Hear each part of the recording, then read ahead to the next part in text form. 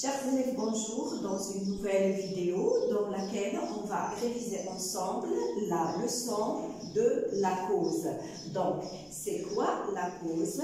Quelles sont les expressions qui peuvent exprimer cette notion et comment peut-on les utiliser? On va pouvoir répondre à toutes ces questions à travers cette vidéo et à travers cette activité. Donc, tout d'abord, c'est quoi la cause? Tout simplement, la cause, c'est l'origine d'un événement. Comment peut-on le trouver? Donc, tout simplement en posant la question « Pourquoi ?» Quelles sont les expressions que l'on peut utiliser pour exprimer cette notion? Donc, il y en a plusieurs. Parmi ces expressions, on a « car », parce que, puisque, comme, à cause de, grâce à, par manque de, faute de. Mais comment peut-on employer ces expressions? C'est l'objectif de notre activité. Donc, on va pouvoir utiliser toutes ces expressions à travers cette activité. Donc, exprime la cause, c'est une consigne qui est un peu difficile. Alors, à travers cette activité, on va essayer de formuler une seule phrase en exprimant la cause par ces expressions. Donc, premièrement, il n'a pas jeûné. Il est malade. Donc, vous voyez, il s'agit de deux phrases. On va les relier en exprimant la cause avec une de ces expressions. Donc, il n'a pas jeûné, c'est-à-dire il n'a pas mangé, il est malade. Tout d'abord, on va chercher la phrase qui exprime la cause. Pourquoi il n'a pas jeûné? Parce qu'il est malade. Donc, il est malade, c'est la phrase qui exprime la cause. Donc, on va essayer de choisir parmi ces expressions laquelle est plus convenable. Donc, on va essayer de choisir à cause de. Alors, comment on va dire?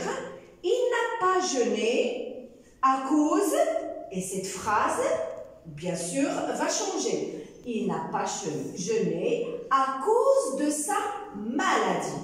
Et on va l'écrire ici. Il n'a pas jeûné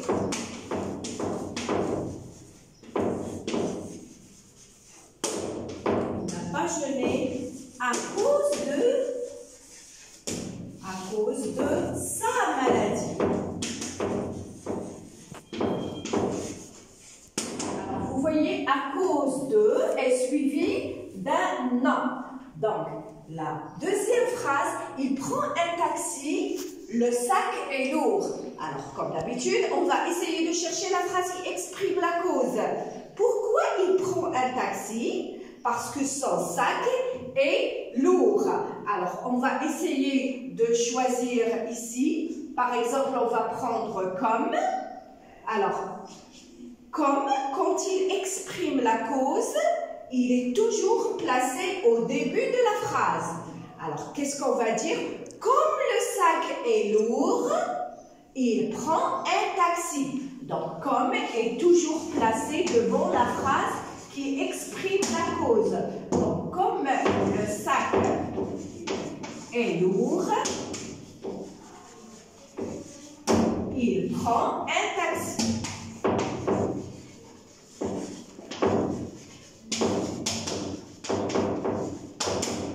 Donc, troisième phrase, il pleut, il se couvre. Alors, on va poser la question pour trouver la phrase qui exprime la cause. Pourquoi il se couvre? Il se couvre parce qu'il pleut. Donc, il pleut, c'est la phrase qui exprime la cause. Donc, quelle est la notion que l'on va utiliser?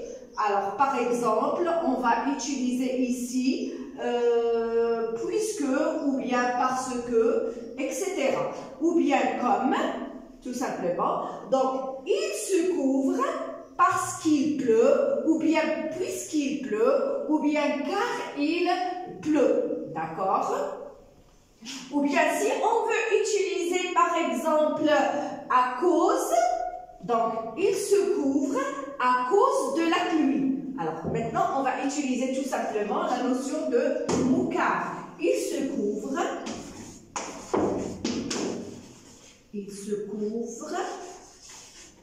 car il pleut. Alors, on a utilisé tout simplement le mot car.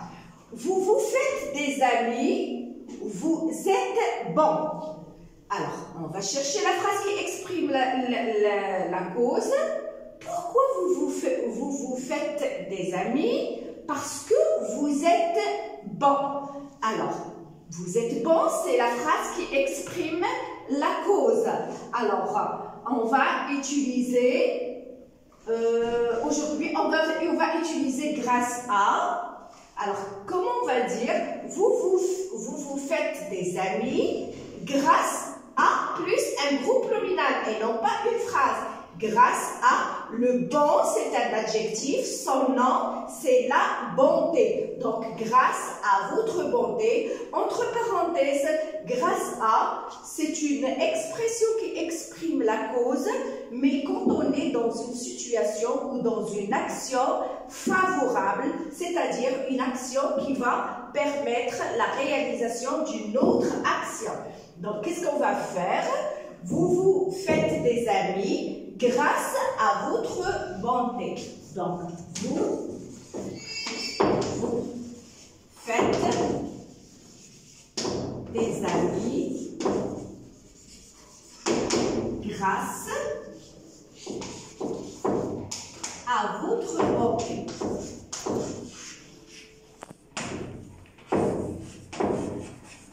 Alors, grâce à est toujours suivi d'un groupe nominal. L'autre phrase, nous n'avons pas de temps, nous n'irons pas faire des courses. On cherche la phrase qui exprime la cause. Nous n'irons pas faire des courses. Pourquoi? Parce que nous n'avons pas de temps. Donc, c'est la phrase qui exprime la cause. Donc, on va essayer d'exprimer la cause par une expression ici. Alors, qu'est-ce qu'on va dire? Nous n'irons pas faire des courses. Par exemple, on va utiliser ça par manque. Donc, on va dire nous n'irons pas faire des courses par manque suivi d'un groupe nominal, par manque de temps ou bien par faute de temps. On va utiliser par manque de temps. Et je vais commencer la phrase par manque de temps, par manque de temps, par manque de temps, virgule, nous n'irons pas faire des courses. Nous n'irons pas, etc. Et la phrase ne change pas. Nous n'irons pas faire des courses. D'accord? Donc, la dernière phrase, le directeur ne peut vous voir, ne peut vous revoir, ne peut vous recevoir, pardon. Il est occupé. Alors, on va chercher la phrase qui exprime la cause. Pourquoi le directeur ne peut vous recevoir? Parce qu'il est occupé. Donc, il est occupé, c'est la phrase qui exprime la cause. Alors, on va essayer d'utiliser une autre expression, comme. Et on l'a dit, quand on exprime comme, la cause par comme, il est toujours placé au début. Donc, qu'est-ce qu'on va dire? Comme le directeur est occupé, il ne peut vous recevoir. Je ne peux pas dire comme il est occupé. On ne va pas commencer la phrase par un pronom. Alors, je vais essayer de l'écrire ici. Donc, comme le directeur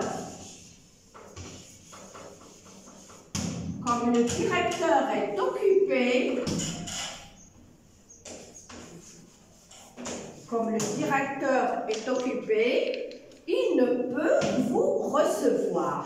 Il ne peut vous recevoir.